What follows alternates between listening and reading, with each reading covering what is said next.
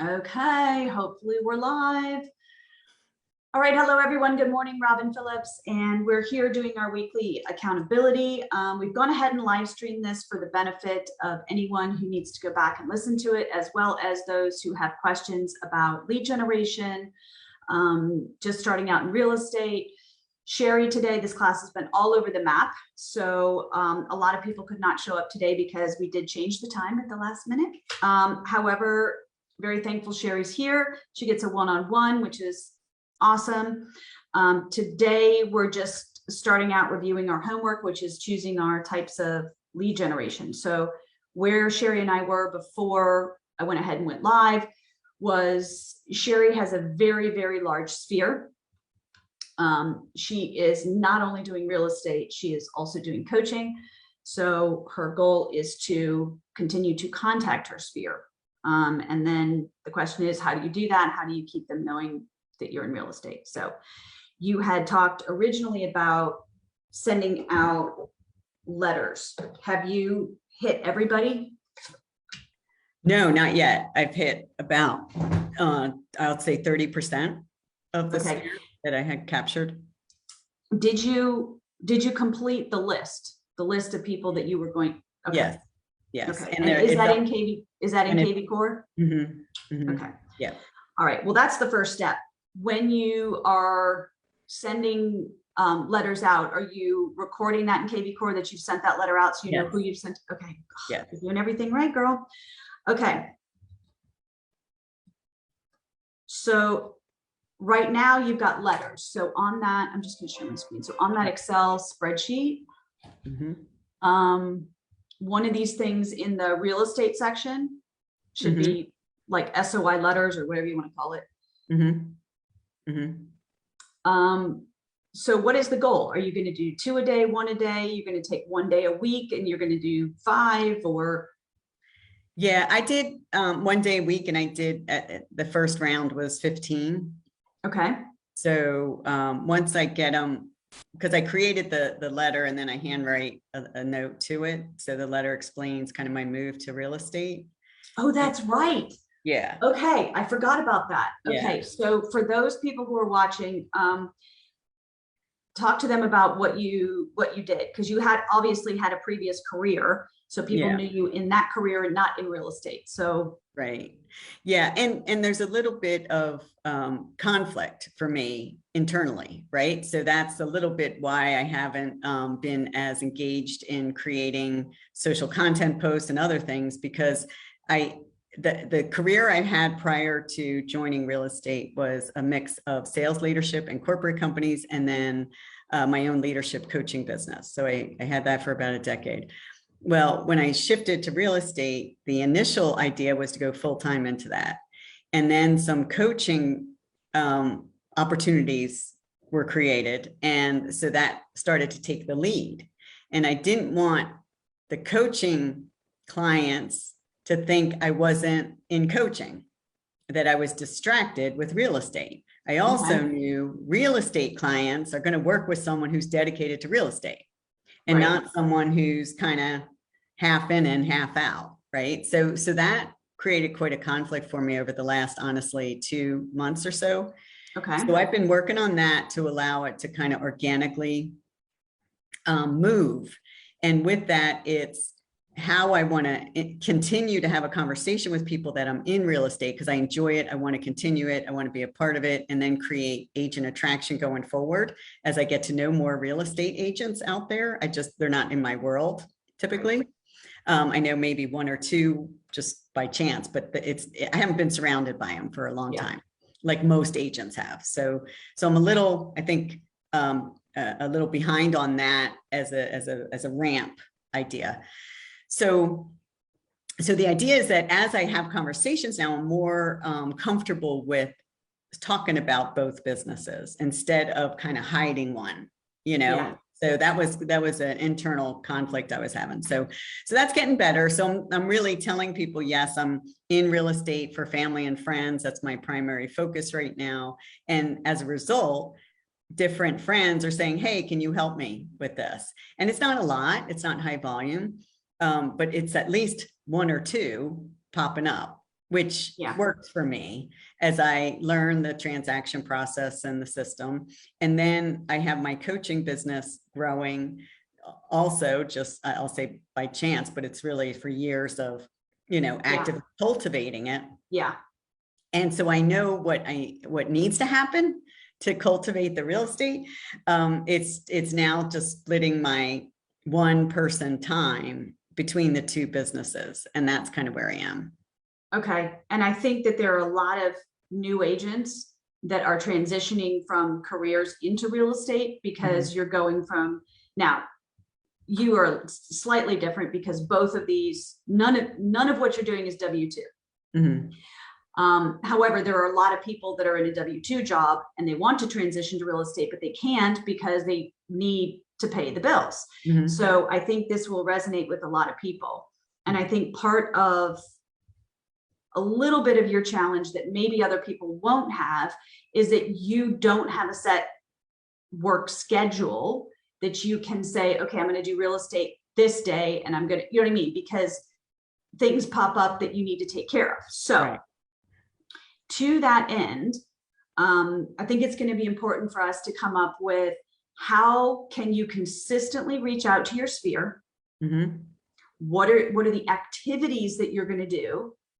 And then commit to completing the activities. It doesn't have to be a day, whatever it fits in your schedule, but commit to completing those activities so that you are moving that real estate business forward, because you have a big enough sphere that you're going to trip over deals, right? However, the goal is that you want to continue to build that real estate business and not have it be that totally cyclical where you're waiting to trip over a deal. Right. Okay. So the letters to send out, how many do you think, just ballpark me, how many do you think you have left? I have a good 50. Okay. All right. Well, that's not very many. How quickly do you want to get them out? Do you want to do 5 a week? Do you want to do 10 a week? Yeah, 5 a week works. I could probably do more, but I would be comfortable with 5. Well, it's good to commit something to something you're going to do. Consistency is better than quantity at this point, right? Okay. So 5 a week on the letters. So on your Excel spreadsheet, on that left-hand side, make sure you just put letters. Yep. Or SOI letters or wherever you want to put. And your goal is 5 a week, and you can put -5 or something, and then when you've done it. What else? Is it going out to lunch? Is it phone conversations? How else are you meeting your sphere of influence automatically, like anyway, without having to try? Usually it's connecting via phones, whether it's text or call, simply because many aren't here. So my network is expanded across the US, right? So the idea was I'm helping those that don't live here also find places here potentially. Okay, I love that. Or act as a referral for somebody as well. So when you talk to someone who is potentially moving here in the future, that person is in KV Core already, right? Yes. Okay. Have you moved them to an active lead? Well, no. So let me rephrase that. So my sphere that I've been contacting, the idea is some of them may decide to come here, but I don't know for sure. I would like to get them exposed to Charleston so that many of them have come to visit over the years that I've been here, and they love it. And they talk about having a second home here, or maybe retiring or something at some point, but it's none of it's active per se, like to that point. Some maybe, but not yet. Okay. So we all only have so many hours in the day to invest in anything. So if you talk about, or if you think about the different qualities of sphere that you have, quality meaning how likely are they to produce revenue for me right now? the people that you're talking about now, I would say are kind of in that C category. Correct. And just as you know, with any kind of lead, you follow up with your C clients less often than you follow up with those A clients. So I think that's definitely good. However, as far as tracking something that's going to continually to feed your real estate business, how are you contacting your sphere that's here in Charleston that may be looking to sell or have relatives or friends moving here that they would refer you to? Yeah, honestly, it's been not me making it happen. It's that it's happening to me. So people, but now that they know I'm in it, but I'm not, talking about it every day and asking, who do you know? And, let me know when you have somebody in your world that needs some help. I'm not doing that as actively as I can. And a little bit is, the fear of if I start doing that, then I have too much. And then the coaching business is at risk, right? Okay. So the conflict I have. Yeah. So this is a great thing to talk about. I'm just going to make a note because I'm going to go back and ask you another question. Okay. So, and that's really true. And I think anyone who has a job, even if their job is to be a mom, it's like, what do you do if all of this starts coming at once? And number one, that's a great problem to have. Yeah. The solution to that business is pretty simple. So there are plenty of people in this organization that are amazing. Okay. Your problem is the same as my problem, right? If I tell somebody I'm going to do something, I want to do it. If they're trusting me to do something, then I want to build that trust. I want to service that person. I don't want to hand it off to anyone else.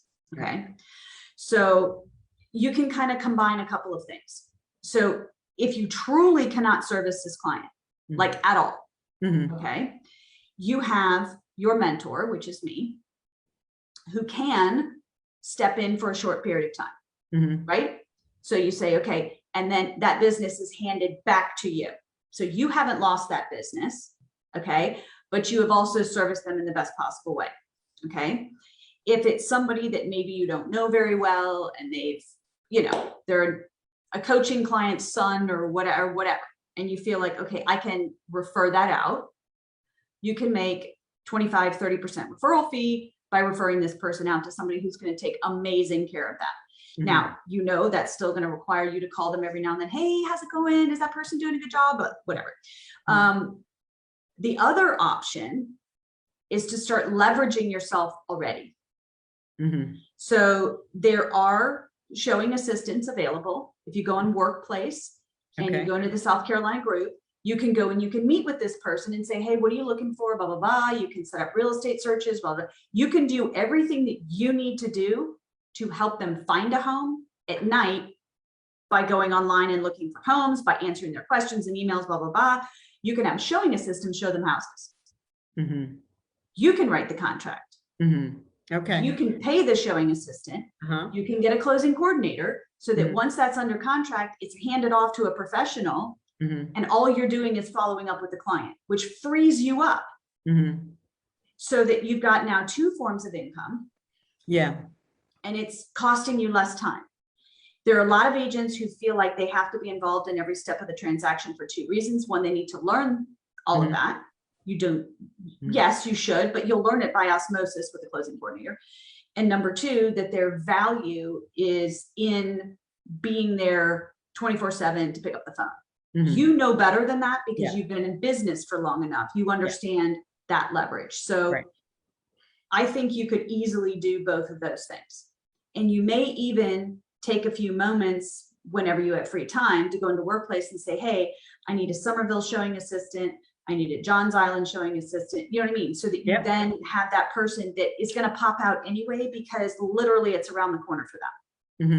What I have found difficult with showing assistants is if you get one person and they live in Mount Pleasant and you're showing property in Ridgeville and they're like, and then it's hard. So, and then closing coordination, I love that. I have my person. So I will connect you. Well, yeah, Robin, I appreciate that, because honestly, that is like a whole like opening of possibility that I hadn't considered. I knew of the closing coordinator because of my experience with you, but I didn't know of a showing assistant. And I didn't even think of that, you know, wanting to remain in control of the relationship and the process and the service level is very important to me. However, I also know if I do have that good problem to have, more volume than I'm able to serve well, then there's options. And I honestly, I hadn't considered that. That helps tremendously. Okay. Yeah. Good. Yeah, it Good. frees it up for me. So thank you. Yeah. Yeah, absolutely. And just remember that the showing assistant, all that person is doing is opening a door. Yep. So you're still providing that high level of service by following up with them. Yep. All that good stuff. Mm-hmm. Yep.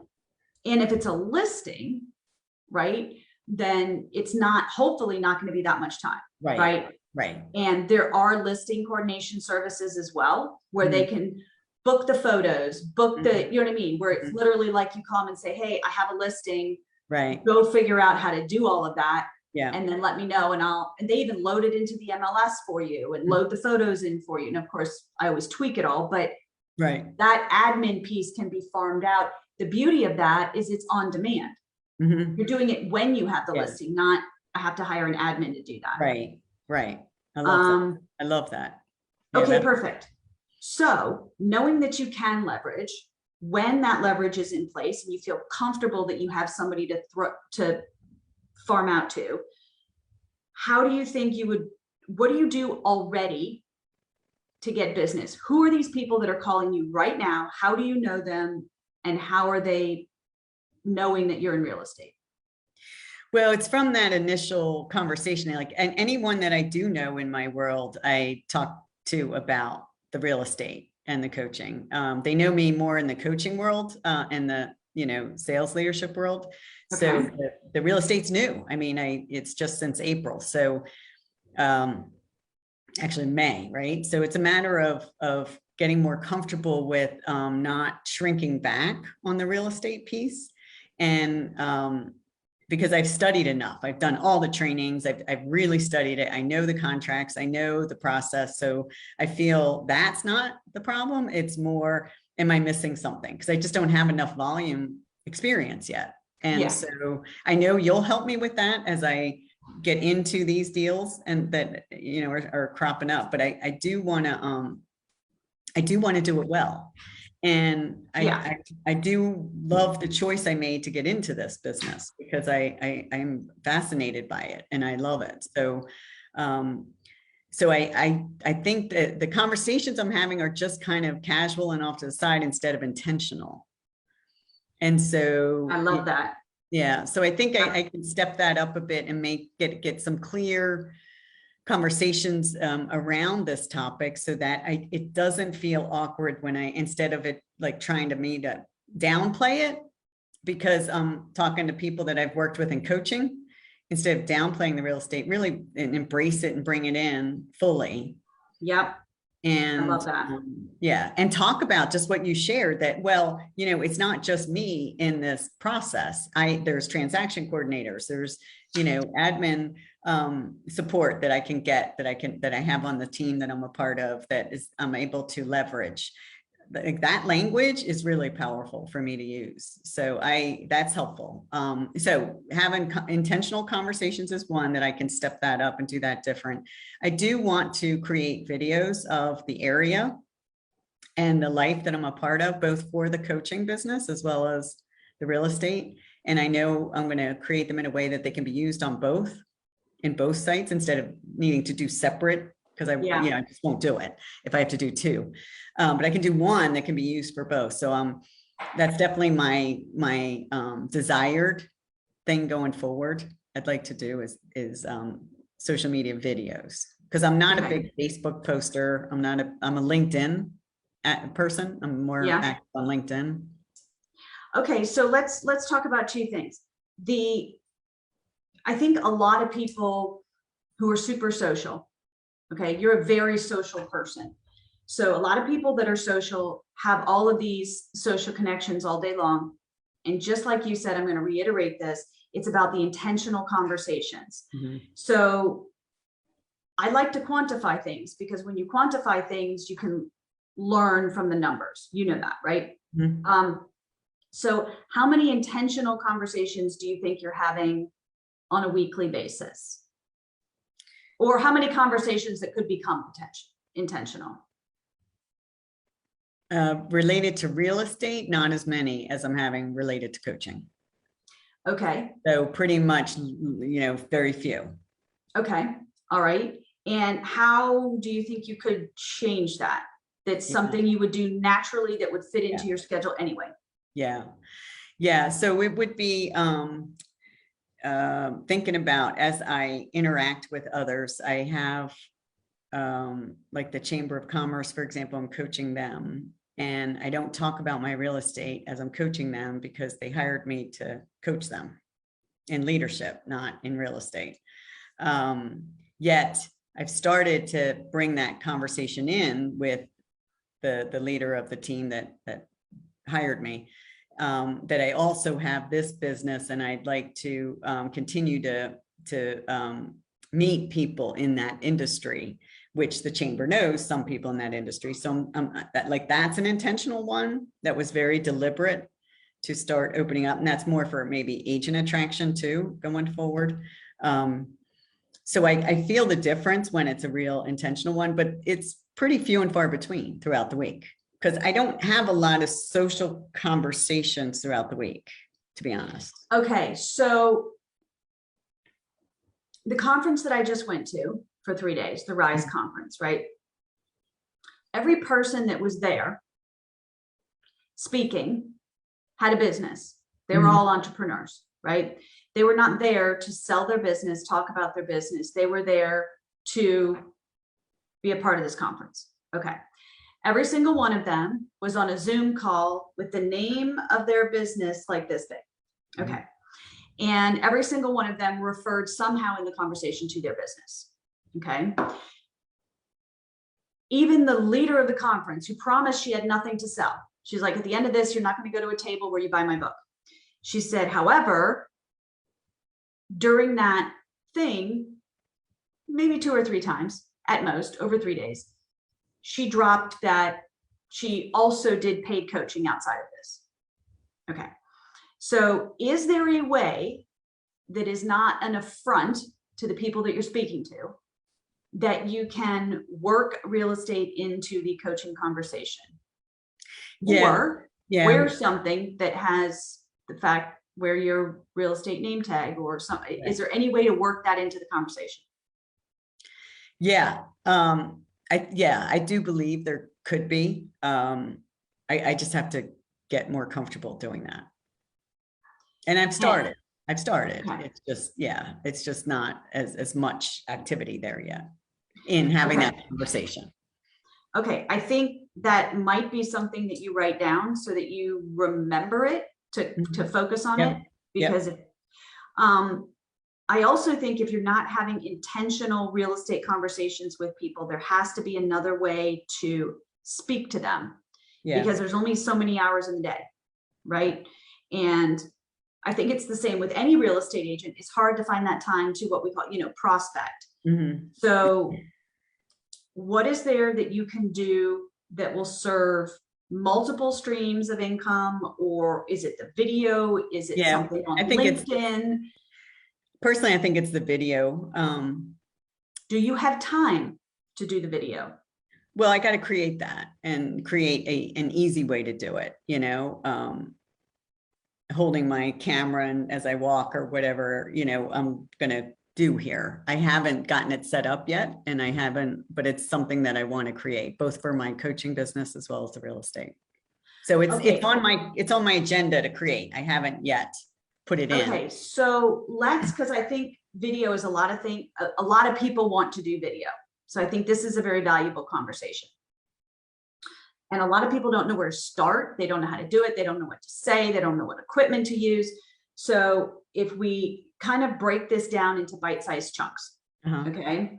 I think And I'm just going to share my screen so I can kind of like take like group notes.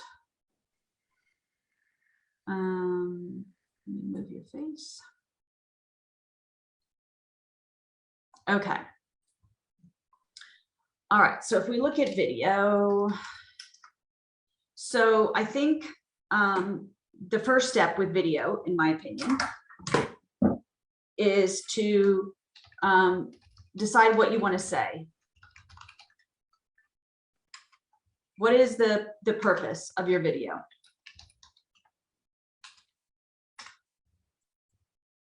Sherry, what's the purpose You're of your asking video? me? Oh, okay. Yep.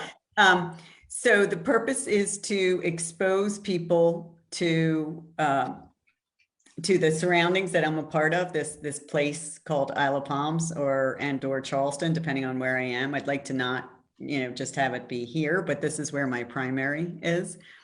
So to get them comfortable with the surroundings here, and to get to know me a little bit in my style and my delivery and how I talk about a little bit my knowledge, but more how I talk about the passion I have for being a part of this community and a part of this world here.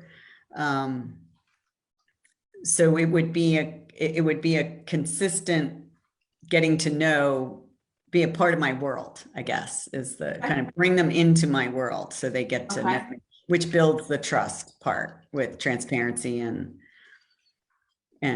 communicating. Okay, I want to go back to some of the words that you've used. I want to define them. Okay, expose people. Mm-hmm. Who are those people? What do they look like? Who are you talking to?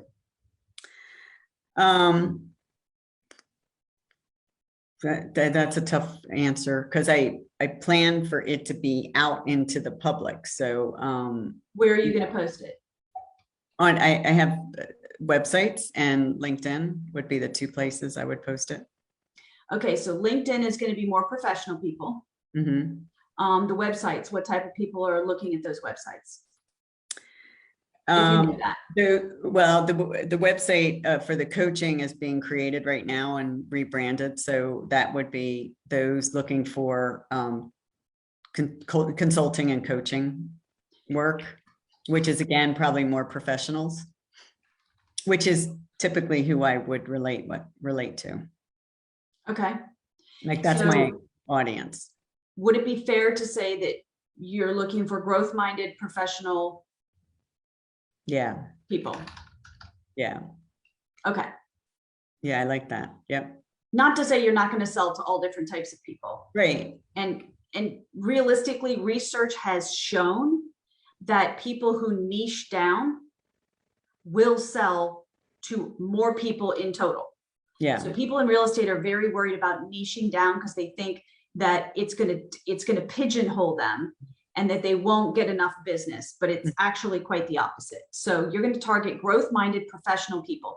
The reason that's an important thing to know is because you are going to be speaking a language. Yes. And whether you're speaking to a millennial or a professional person, you're going to speak differently. Yep. Okay. Surroundings, IOP in Charleston. So I would, on the topic of niche, make a decision about what general areas that you are going to sell. The reason I say that is you cannot be an expert on Monk's Corner, Daniel Island, Kiowa. So not to say you can't sell in all those areas, but where's your target thing? What are you looking for? Well, the ones that I know in pretty much inside and out is Isle of Palms, Sullivan's, and Mount Pleasant. Okay, so let's start there, right? The good thing about that is it's a fine price point, right? And it's close. Proximity wise, you live on Isle of Palms, you're not going to be driving all over the place. And if you're going to be making consistent videos, it's better to make them close to home so you don't have to spend half an hour in the car. Right. Okay. Yeah, and I lived in Mount Pleasant over many years and I know it well. Awesome. Okay. So you want them to get comfortable. So very broad term. What does that mean? Do you want them to understand the surrounding areas? Do you want them to understand the restaurants? Do you want them to see the broader picture? What does comfortable mean? To me, it's more comfortable working with me in some way. So meaning that it would be ease of working together, like as they get to know me through the video interactions, that they get more relaxed and comfortable with, oh, I'd really like to work with her on finding a place or selling our place or personal development in the coaching space. You want them to like you. Yeah, but not artificially. Like, to me, no, but for real. Yeah. Yeah. So, and I think, as you said, getting to know me, understanding my passion, understanding my knowledge, being part of my world, building trust, liking you, all of that is going to be, all of that's going to work towards the same thing, the same goal. Mm-hmm. So when you tell people about the area, when you tell them about how passionate you are and all of that, I think that kind of covers that piece. My question is, with the comfortable, is what are you gonna say? Because people with video, it's every morning coming up with that topic. What am I going to talk about today? What am I going to talk about this week? So what resonates with you first? Like, if you want to talk about IOP Sullivan's Mount Pleasant, what's the first type of thing you want to say? Just off the top of your head.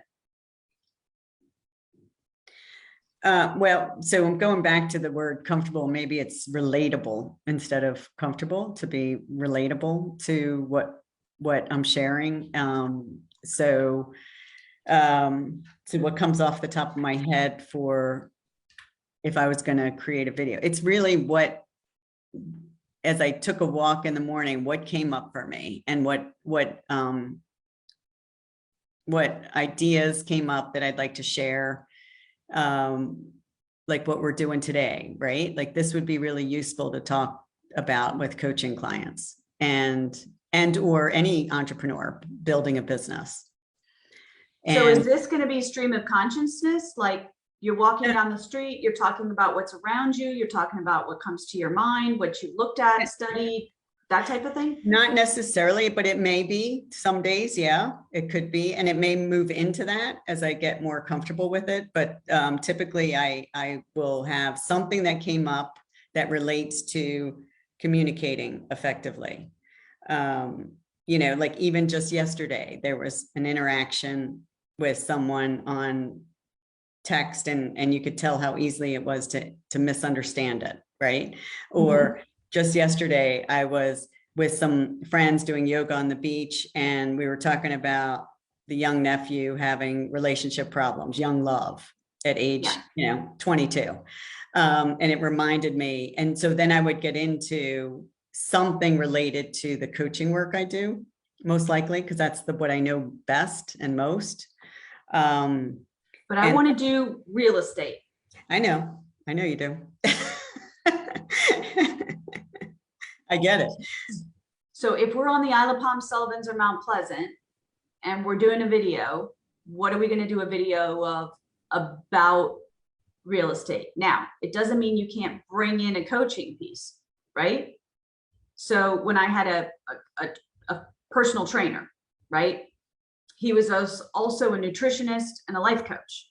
So as we were training, we were getting told all kinds of fantastic information, right? So it doesn't mean you can't talk about any of this stuff, but what are you going to talk about that has to do with real estate? For me, it will be the lifestyle here. Okay. And the people. But that's not why I would create a video, to be perfectly honest with you. I would create a video that would have coaching in it, life in it, and then discuss intentionally real estate as a profession that I've chosen to be a part of, but I don't have it as the other way around. Okay. So I gotta get ready for that. Like, that's not my motivation right now, to be honest. So I'm going to back this up just a little bit. because I think this piece is really good for anybody and everybody. So whether you apply this to coaching or anything else, coming up with what you're going to say, right? This is the who, right? Mhm.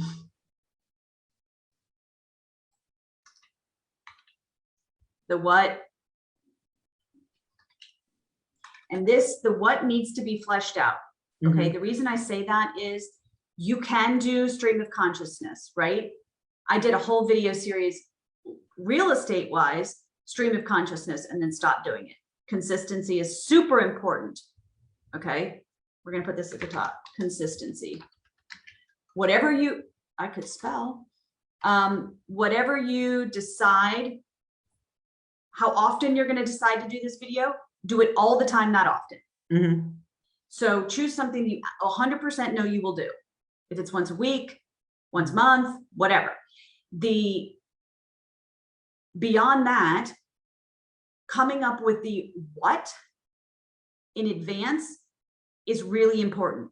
If you're doing real estate and you do lifestyle and people, the question is, what is that lifestyle piece going to look like? What is the people piece going to look like? Even if you're doing coaching or whatever, it's, find stream of consciousness, but based on what?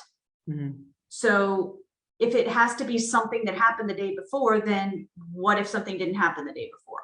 Mhm. So for me with real estate, with the stream of consciousness, it was what happened in my deal yesterday. Mhm. Okay. And what challenges do my clients have to face? Mhm. So it was following a deal. It was a story. Mhm. And I think people connect with a story better than they connect with just stream of consciousness, Mhm. unless you literally are like the most interesting person ever, right? Some people are down with that. Mhm. So I would suggest to anyone who's doing video, other than consistency, the who, the what piece, it is somehow needs to be packaged into a story Agree. of a client, of you, of growth, of problems, of like, it has to be something that the viewer can understand what you're saying and why you're saying it. Mhm. Okay. And we want them to look forward to it, right? We want them to come back the next time and the next time and the next time to play the video and get attached. Mhm. Think of a series of, on television. Mhm. I think your why here is amazing. And the reason I say that is I think kind of everybody's why is exactly the same. Mhm. The only other piece in here would be to sell something, right? So you may want to say, okay, part of what I'm doing is selling myself. Yeah. So at the end of every video, I'm going to say, call me, Mhm. or, that direct offer, call me, whatever. And then have at the end of the video what I call an outro. Mhm. So on Fiverr, you can pay somebody to do an outro for you. And it's what pops up at the end of every video. Mhm. And sometimes like mine has my logo, EXP, my name, my telephone number, and my email address. And it hangs out for like 3 or 4 seconds at the end of the video. Mhm. Some of my videos that are more professionally done, which is not what we're talking about, have links to my website that are clickable. Yeah. So people can search for homes and they can get a free home valuation at the end of it. And if people are more techie or want to get Fiverr to do this for it cost me $25 to get this outro done. So something like that, some kind of direct offer at the end is great, because we want people to act. We want them to watch the video with a purpose. Mhm. The purpose for us is to get them to get to know us, all that, and to get them to call us. Mhm. Okay, that's the first thing with video. The second thing with video is to figure out, like, what is your medium? Okay, so in my house, I don't know where am I pointing this thing. Okay, so you can see that I have what's called a soft box. Okay, and it creates very soft light. that removes wrinkles, which is awesome. And I have behind that a whiteboard and a stand, because I do videos on a whiteboard. And I also have several stands. Okay. So for me, okay, and this thing does everything, right? Okay.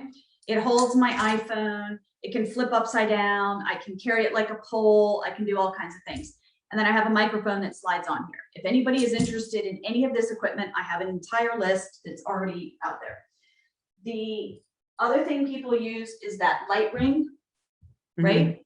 The light ring is awesome. Just make sure that you don't have like little rings in your eyes, because that looks weird. And ambient light is fantastic for video.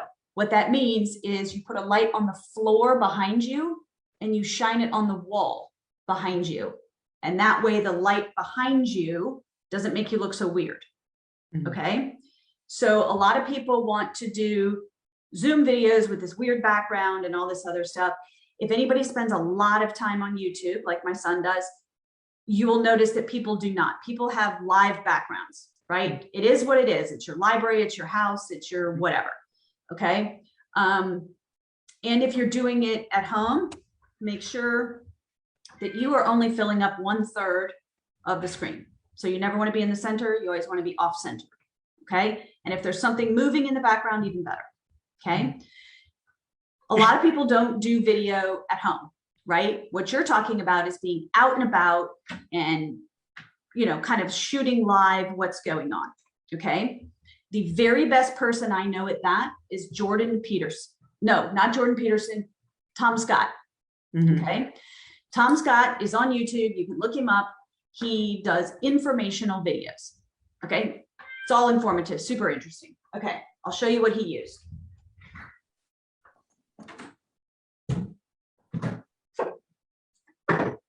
Okay. So Tom Scott uses this little guy. Okay.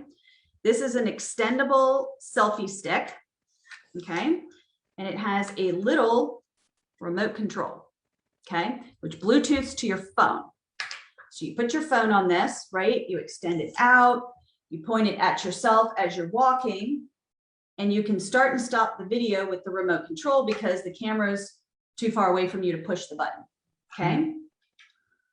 Remember that you want the camera here, okay, so that you have to look up at it because we want to extend our neck. We don't want any of this, right? And we want it far enough away from us because as we all know, the closer you get to the camera, the more it distorts your face, right? So your nose looks bigger, your ears look bigger, your face looks skinnier, so you don't look like yourself. So you want it far enough away, okay? We all know too, this camera is not as good as this camera. Okay. So when you have the selfie stick, right, and you're pointing it at yourself, you're not using a good camera. You also know that during the video, you cannot flip it. So you can't look at me, look at this thing, look at me, look at this thing. Okay. So a lot of people will do, you know, a little of me, stop, do a little bit of the surroundings, and stick the two together. I don't know how to stick the two together. So my videos might go off to Fiverr, and for $7, they send them back with 3 parts, with me, with what I shot, and with my outro. Okay. Super easy. Takes no time for me at all. Tom Scott does everything with himself because he's sitting in wherever he wants you to see. So he's sitting on the beach. He's in a house in Sullivan's Island. He's at a restaurant. He's interviewing someone at a restaurant. He does a lot of interviews, right? People love to hear from other people other than our face in the video 24/7, right? So interviews are good. This I think was $10, $15, I don't know. And it works great. And it's a great way to start the video. The soft boxes are maybe $15, $25 each. They're not expensive. And that super cool stand thing was $99. The holder, believe it or not, was $60. And then the little microphone that goes on it was like 20. So we're not talking about a huge investment to start doing video. Way more important to know what you're saying and to be consistent saying it. If you want to go beyond that, we have researched to the nines, the very best camera, right? Because then you can flip between yourself and the surroundings and all this other stuff. But that gets way more complicated. And certainly not the place to start. No. So that's awesome. Thank you for all that. That helps break it down to. So you need to choose your equipment. And with the equipment, I would choose like one thing you're going to start with and just use that thing all the time. People spend way more time getting involved in the equipment and their hair and their makeup and all this other stuff. And they miss the point of consistency and just saying something. Right. But actually before that, I asked you this question, and I think it's worth reminding everyone that you need to know where you're going to post the video. Because you may make different videos at different times for different audiences. If you're going to post it on LinkedIn and Facebook, they may be two different audiences. If you're going to do it in coaching and you're going to do it in LinkedIn, two different audiences. You may not want to combine those videos. You may, but you may not. So you may do a little bit of both. And then your equipment. There are, if anyone's interested in going a little bit deeper into video, there are a lot of different pieces of software. There are CRM systems that you can use with video, video emails, video text messages, video drip campaigns, like all this other stuff. That's all great, but all of that is a distraction from making the video and putting it somewhere. It has been proven that an authentic video with all your zits and flaws and wrinkles is way more effective than something that is professionally done. Yeah, agree. So my theory on video is just go do it, post it somewhere, and be consistent. And if you're going to put it on your website, like your coaching website or something, that's something that's just done and it's static, which is great. If you're going to post it on like LinkedIn or Facebook or Instagram, I would spend just a tiny bit of time figuring out how you can provide reach. If you spend all the time on video and it doesn't reach anyone, then it's not very effective. So reach, for example, Instagram, hashtagging, the number of people you're friends with, same thing with Facebook. You know, how are you going to get eyeballs on this so that people are watching it? It's going to be different for every medium, but I would focus on that for the medium.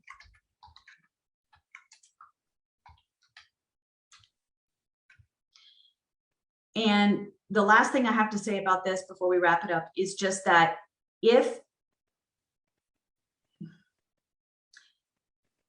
so real estate agents, I think, have two problems. We're all about the shiny object, and we don't learn enough about something and go deep enough on it.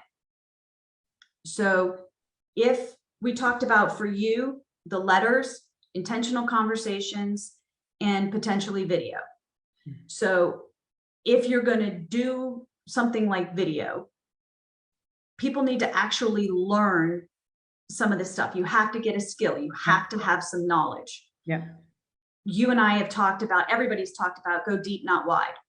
So all I would say is don't half-ass this stuff, right?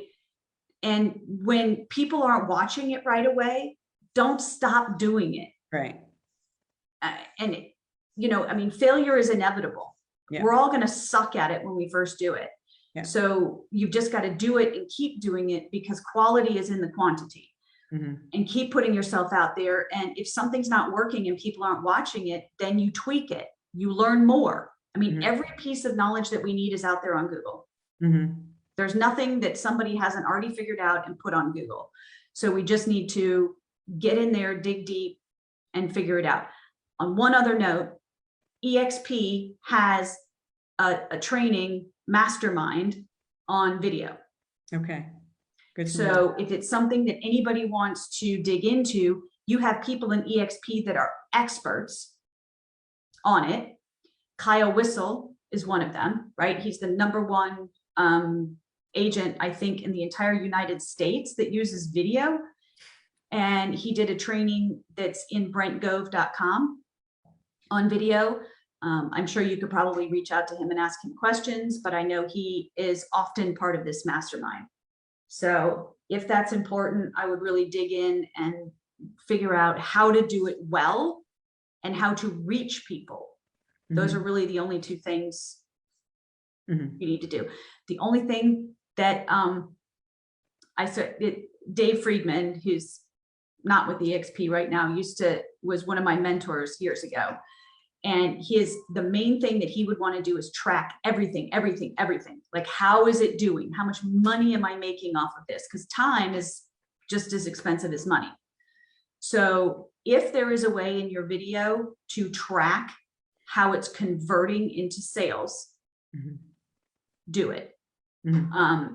Sometimes it's hard. Sometimes you can put a code in the video that says, if you watch this video and mention this code, you get such and such offer. Not always possible. But if there is a way that you can track how this video is converting, how many people are watching it, those numbers are relevant.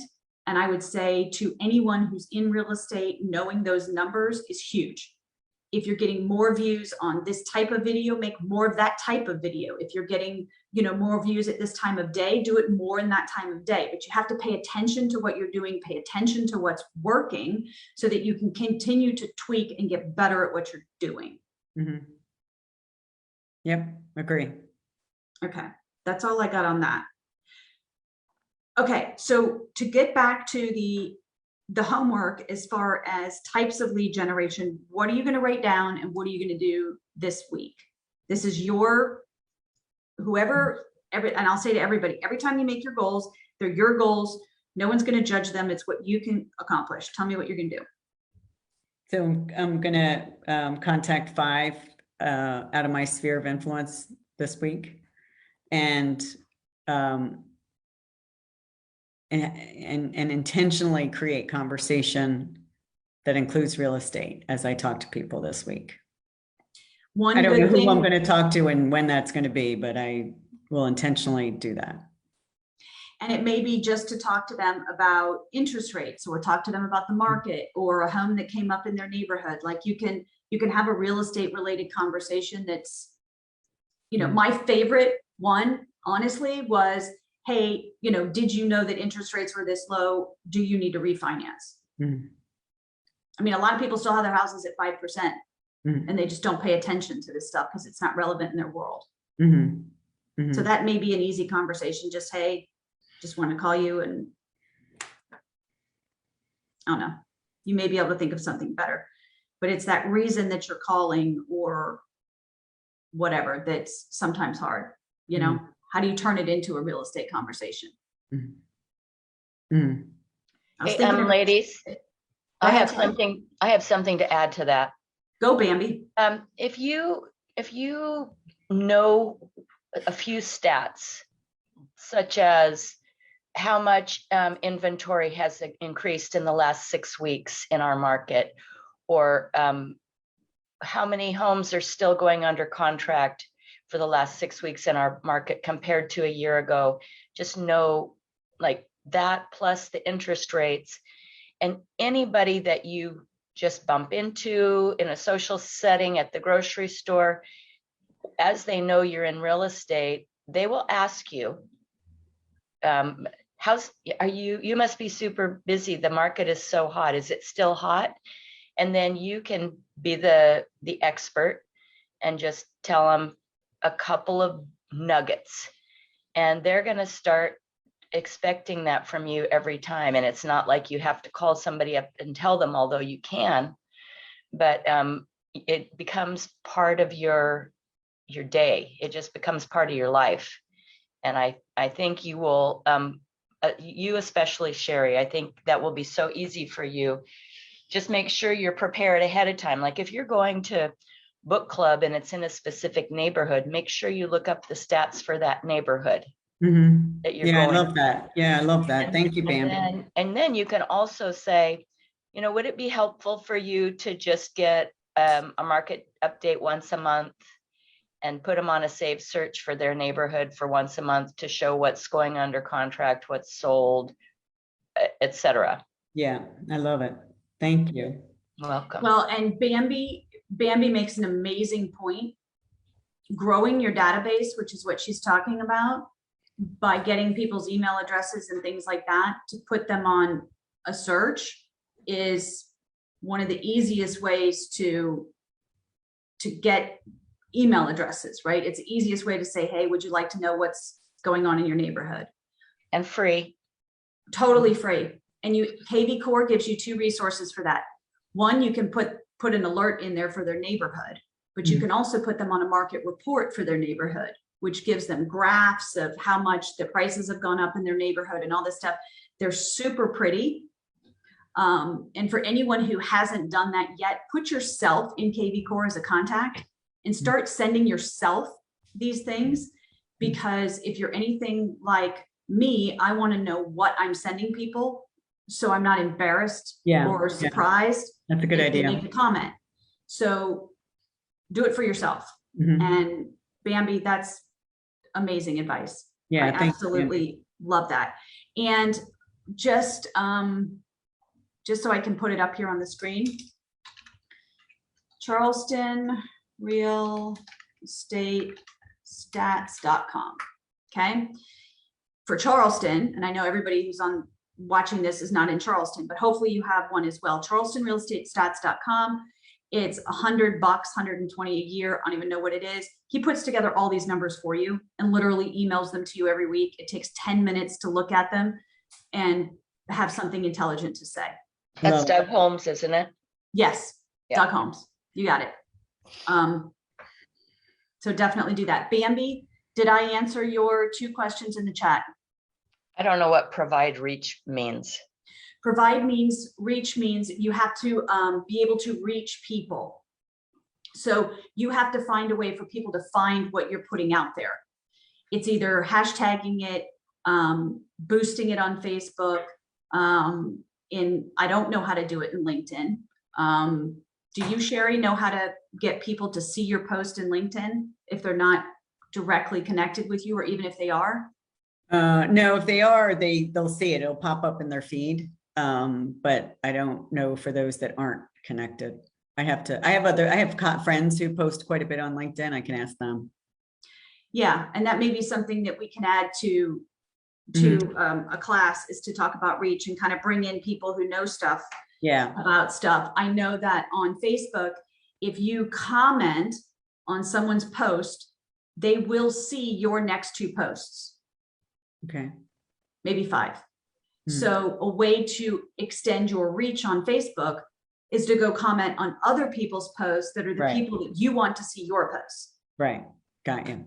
So it's because what happens is if you don't have a huge following, or even if you do, if you're not interacting with people on Facebook, they're not seeing what you're posting. And if you're going to do a video and 12 people see it, you're not being very effective. Bambi, the other question you asked is, how often do people click on the link at the end of watching the video?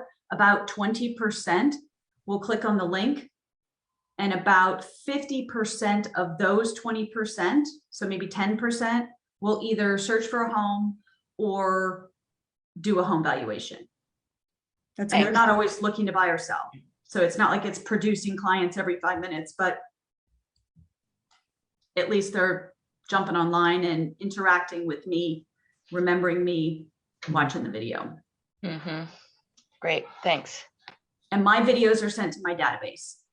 And I use viral marketing, VYRAL, viral marketing,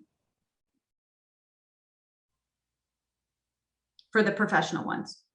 I also send like other ones, but Okay. Thank you for this. Yeah. Very helpful. All right. So next week, can I just hear from you guys, you three, what is something that you would like to talk about in the next couple of weeks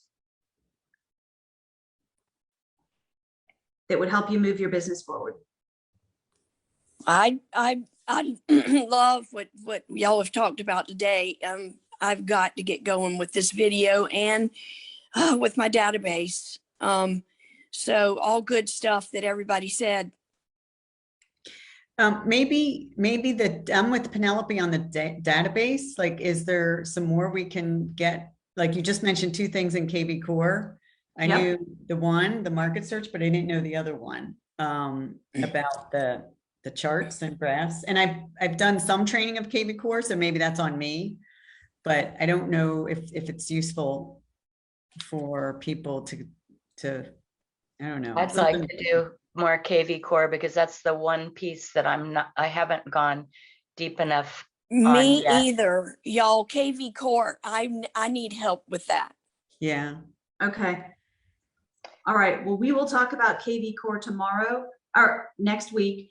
I will come prepared with some stuff, which will just spark questions from you guys, right? Yeah. So then we can kind of go down whatever rabbit holes you guys feel are most productive for your business.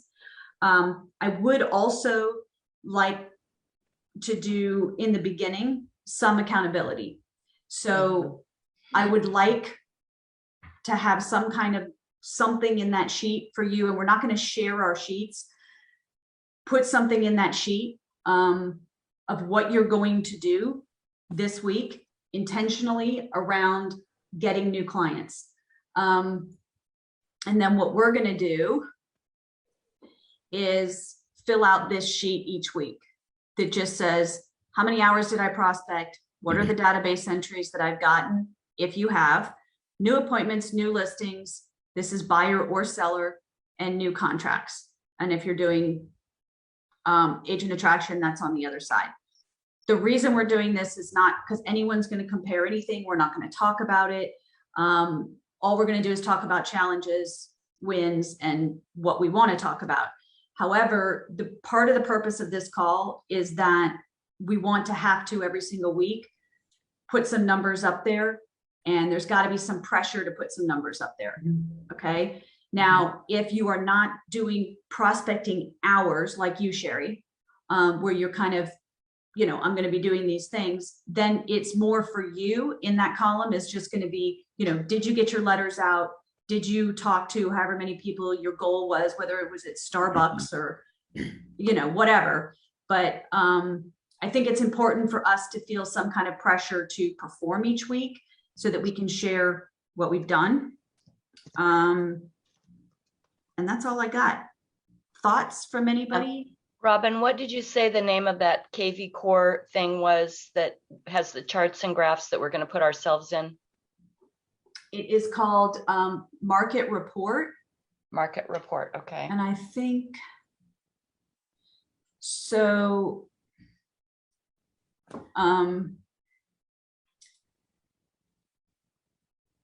Down here on the right-hand side, here's your market report. It's hold on. It's behind you. Oh, it's behind me. It's my face. Oh, you got to move my face. Okay. Here's your market report. Okay. Click add. You have in here, you can start, you can try the neighborhood. Okay, so in here, Stratton by the Sound is in here. So you can do it by the neighborhood, you can do it by the city, you can do it by the zip code. Doesn't always have every neighborhood in there, but you can try that. And then you can choose how often it is sent. Okay. And what was at the top of that column that I saw? Scroll back up to the top of the concierge, start core concierge follow-up. So Core Concierge is a paid service. So I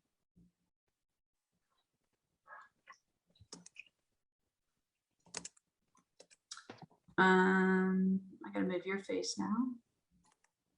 Under lead engine or under marketplace,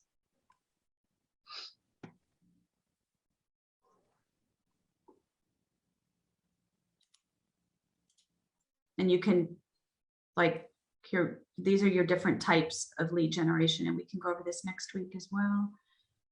Let's see if.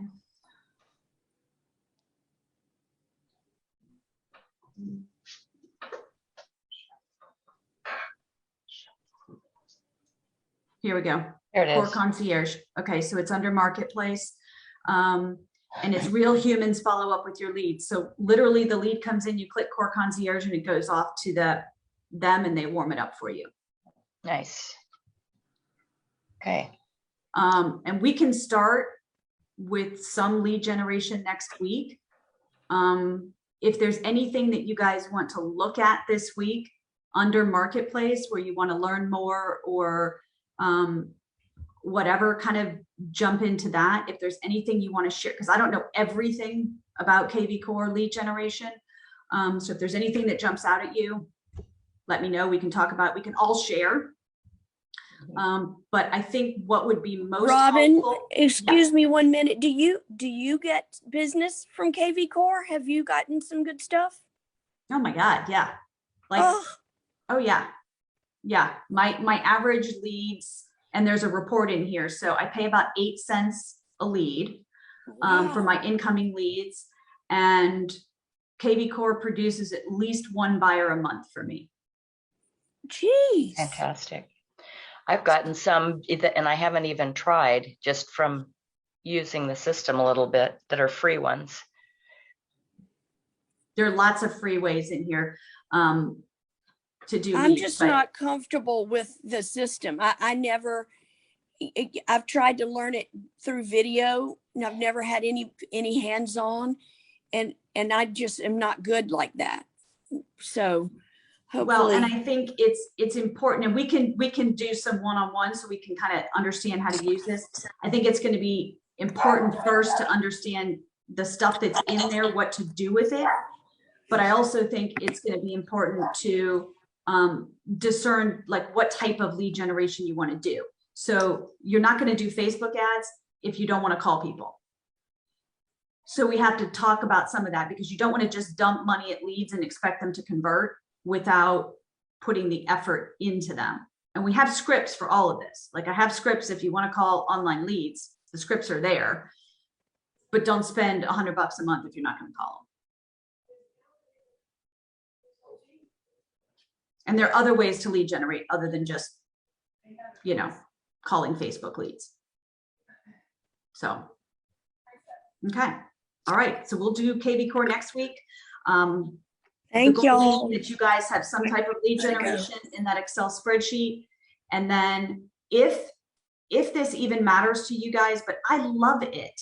So going in here and saying, okay, how do I do this? I don't know. Oh, I know how to do it. Okay. So going into here and saying, that's not what I wanted to do. Here we go. Sorry.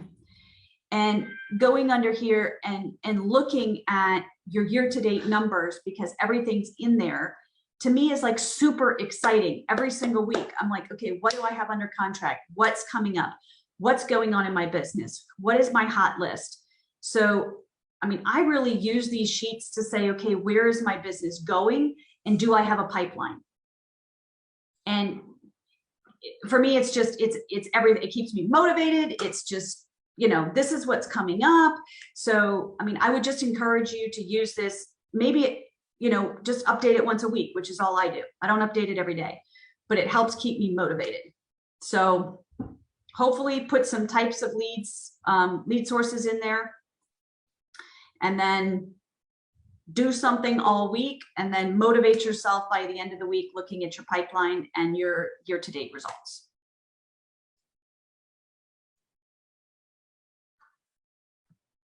Great. Thanks, Robin. Okay. My pleasure.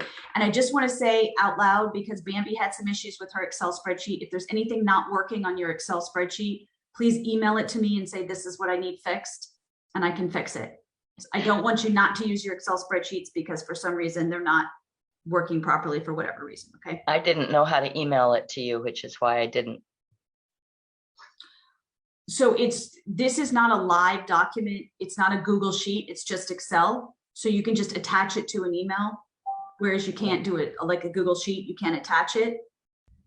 So Okay. you can just send it. Yeah. Just know where you saved it and go back into your email and, you know, attach it just like you would a picture or anything else. Just know where you saved it and you can send it to me. Okay. Okay, cool. Just let me know what to look for, what you need changed. Okay. Okay. All right, guys, if there's anything that you think I need to know that you have not said here, please email me. Feedback is awesome because I always want to continue to improve and I want to make sure I'm serving you guys at the highest level. So just let me know if there's something you need. I really, really appreciate what you're doing, Robin. It's awesome. Thank you so much. Well, thank you. And I appreciate having you here, Bambi, as well. And you, Sherry, as well. All of this input is just This was amazing. We're all awesome. better together. Yeah, it Definitely. was really helpful. Thank you so much. All right. My pleasure, y'all. Have a great week. You too. Take Thanks. care. All right. You too. Bye. Bye.